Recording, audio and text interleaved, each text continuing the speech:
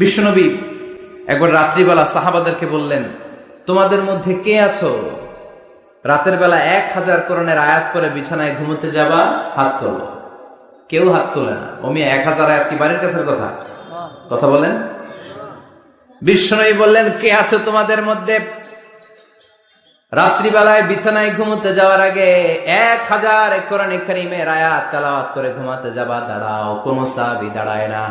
বিশ্বনবী ডানে তাকায়, বায়ে তাকায়, সামনে তাকায়, কেউ হাত তোলে না।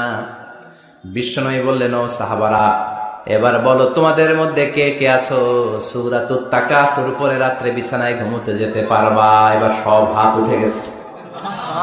সুবহানাল্লাহ পড়েন।